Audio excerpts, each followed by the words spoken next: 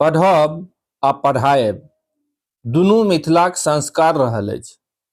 ई व्यवस्था रहल अछि जाहिसँ मिथिला देश दुनिया में अपन नाम प्रतिष्ठापित केने अछि। विद्या, संस्कार, संस्कृति बले मिथिलाक लोक दुनिया भरि में चिन्हल आ जानल जाइत अछि। विभिन्न तरहे आइयो लाभान्वित भऽ रहल अछि। मुदा कोन सरकारी अधीनता एलै जे मिथिलाक एहि मूल तत्व के कमजोर करैत गेलै आ आइ एहन हालत एलै जे आइ मिथिला पढ़ाकू के ताकि रहल अछि ताकि हेरि के सम्मानित करबाक नव परंपरा विकसित कऽ रहल अछि आ से मिथिले में भऽ रहल अछि। नमस्कार, हम छी मलय सत्य संघर्षक संग।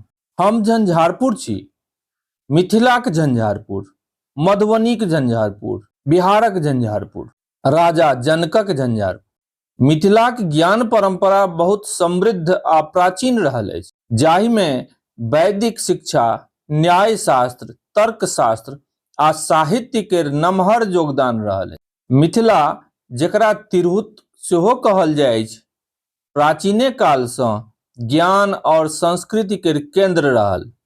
मुदा एहि संस्कृति के आगाँ धरि बचा के राखब बेसिये कठिनाह भऽ गेल अछि। मिथिला बचल रहे अगिला जनरेशन धरि एकर प्रयास शुरू भऽ गेल अछि।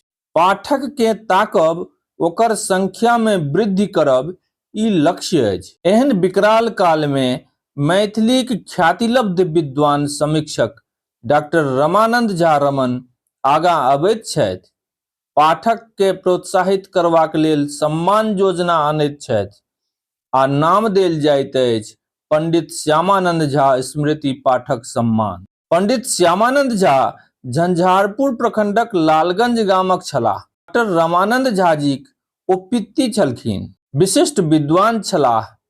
ओ ई सम्मान समारोह प्रदान करबाक जिम्मा जदुनाथ सार्वजनिक पुस्तकालय लालगंज पैटघाट के सौंपैत छथि। नियम ई बनैत अछि जे कोनो व्यक्ति वर्ष भरि में सबसे बेसी पोथी पुस्तकालय सँ लऽ पढ़ता हुनका ई सम्मान देल जायत। मतलब पाठकों में प्रतिस्पर्धा जगेबाक प्रयास कयल गेल अछि।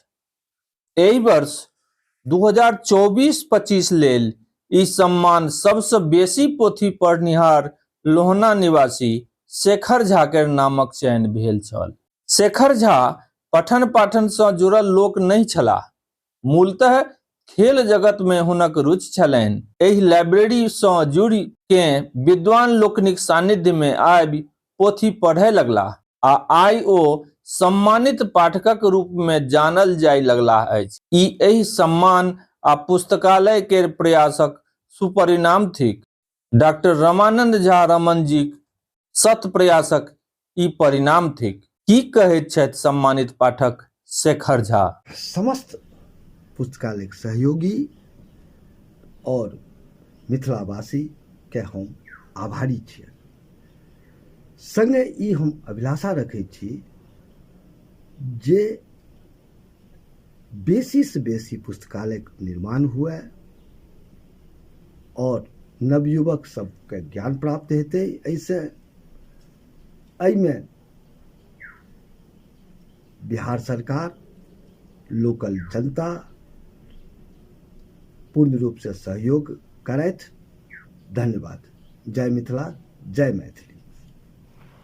इस सम्मानक हेतु जदुनाथ सार्वजनिक पुस्तकालय पंडित श्यामानंद झा स्मृति पाठक सम्मान समारोहक आयोजन 27 जुलाई के केलक। एही दिन लोहना के विशिष्ट पाठक शेखर झा के पंडित श्यामानंद झा स्मृति पाठक सम्मान सँ सम्मानित कयल गेल। 5000 टाका नगद, प्रशस्ति पत्र, मोमेंटो, पाग, तौनी हुनका प्रदान कयल गेल। एहि अवसर पर लेखक मायानाथ मिश्र लिखित पोथी एकटा बटोहीक अमेरिका यात्रा विवरण के विमोचन सेहो कयल गेल। पंडित श्यामानंद झा जनिक नाम पर ई सम्मान पछिला 2014 ईस्वी सँ चलि रहल अछि। ओ मिथिलाक विशिष्ट विद्वान रहथि। हिनक अनेको संस्कृत ग्रंथ अछि जाहि में सर्वाधिक महत्वपूर्ण डॉक्टर किशोर नाथ झा के संपादन में श्यामानंद रचनावली प्रकाशित अछि। कर्णिका खंड काव्य, मधुबीथि खंड काव्य, वेदना खंड काव्य, विडंबना खंड काव्य, सुधावल्ली खंड काव्य, मनोरथ उपन्यास हिनक प्रकाशित अछि। एकर अतिरिक्त संस्कृत शिक्षक, व्याकरणम, शब्द रत्न, मनोरमाया, पातंजलि महाभाष्य, व्याख्या आदि हिनक प्रसिद्ध पोथी अछि। पंडित झा मुंबई के JBM संस्कृत महाविद्यालय में प्राचार्यक पद पर छलाह। ई अत्यंत तेजस्वी, प्रतिभा संपन्न, जे मात्र 43 वर्षक आयु में राष्ट्रीय स्तर पर अपन वैदुष्य ओ प्रतिभा सँ मातृभाषा मैथिली और देवभाषा संस्कृत में अमर योगदान कयलनि। कहैत छथि 4 बेरक पाठक सम्मान सँ सम्मानित श्री अमल झा जी। ई पुरस्कार विशेष छै। हमरा नहि बुझल अइ कि एहन पुरस्कार आन कोनो पुस्तकालय द्वारा पूर्व में कतौ देल जाइत छै।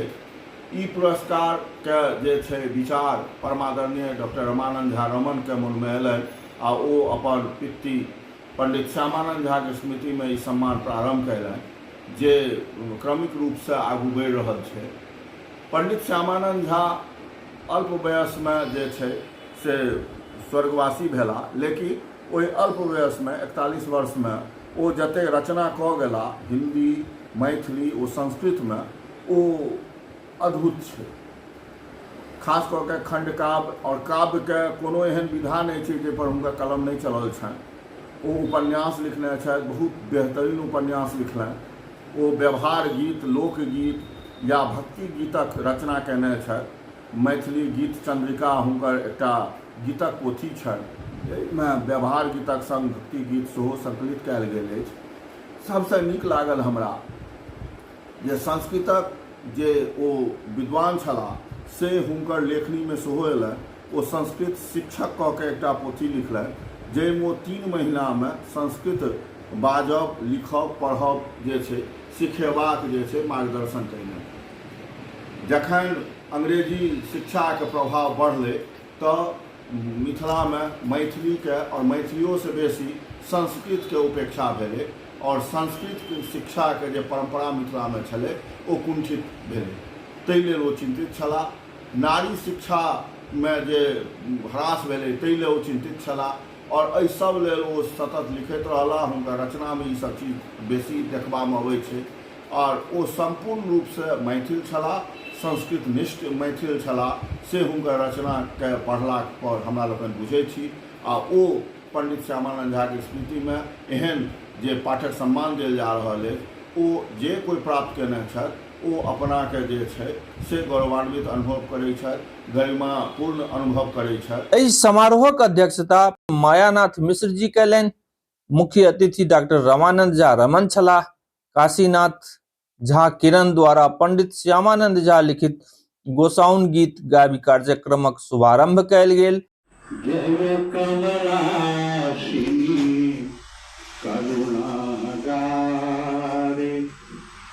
जननी महेश्वरी त्रिभुवन सारे,